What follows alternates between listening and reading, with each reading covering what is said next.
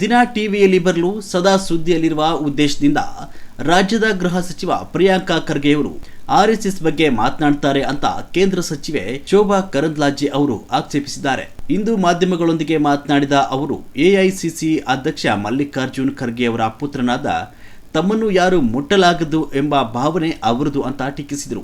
ಆರ್ಎಸ್ಎಸ್ನ್ನು ಟೀಕಿಸುವುದನ್ನು ಬಿಟ್ಟು ನೀವೇನು ಮಾಡಿದ್ದೀರಿ ಅಂತ ಸ್ಪಷ್ಟಪಡಿಸಿ ಅಂತ ಆಗ್ರಹಿಸಿದರು. ಹದಗೆಟ್ಟ ಕಾನೂನು ಸುವ್ಯವಸ್ಥೆ ಕಡೆ ಗಮನ ಕೊಡದೆ ಅವರು ಕೇವಲ ಆರ್ಎಸ್ಎಸ್ ಬಗ್ಗೆ ಕಾಮೆಂಟ್ ಮಾಡುತ್ತಾ ಕೂತಿದ್ದಾರೆ.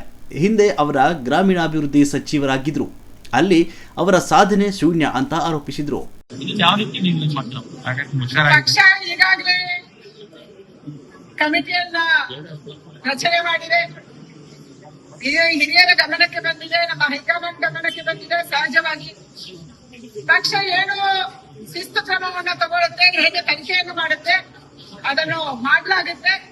ಆದ್ರೆ ಯಾರು ಭಾರತೀಯ ಜನತಾ ಪಾರ್ಟಿಯಲ್ಲಿ ಗೆದ್ದಿದ್ದಾರೆ ಅವರು ಈ ತರ ತಾಯಿಗೆ ಮೋಸ ಮಾಡುವಂತ ಕೆಲಸವನ್ನು ಮಾಡಿದ್ರೆ ಯಾವುದೇ ಕಾರಣಕ್ಕೆ ಅವರನ್ನು ಕ್ಷಮಿಸಬಾರ್ದು ಅನ್ನುವಂತ ಆಗ್ರಹ ನಂದಿದೆ.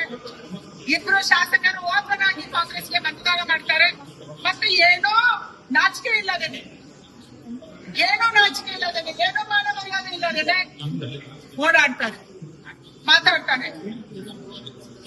ಅವರು ಪಕ್ಷ ಬಿಟ್ಟು ಅಟ್ಲೀಸ್ಟ್ ಆಚೆ ಆದ್ರೂ ಹೋಗ್ಬೇಕು, ರಾಜೀನಾಮೆ ಆದ್ರೂ ಕೊಡ್ಬೇಕು, ಇಲ್ಲ ಪಕ್ಷದಲ್ಲೇ ಶಾಸಕರಾಗಿರ್ಬೇಕು, ಮತ್ತೆ ಅಡ್ಡದ ಮತದಾನ ಮಾಡ್ಬೇಕು, ಮತ್ತೆ ನಾನು ಕಾಂಗ್ರೆಸ್ಗೆ ಹಾಕಿದ್ದೀನಿ ಅನ್ನುವಂಥದ್ದನ್ನ ಹೇಳ್ಬೇಕು. ಇದು ನಡೀತಾ ಇರೋದು ಅಂದ್ರೆ ರಾಜಕಾರಣ ಯಾವ ಮಟ್ಟಕ್ಕೆ ಇಳಿದಿದೆ ಅನ್ನುವಂಥದ್ದು ಆ ಮಾನಸಿಕತೆ ತೋರಿಸುತ್ತೆ.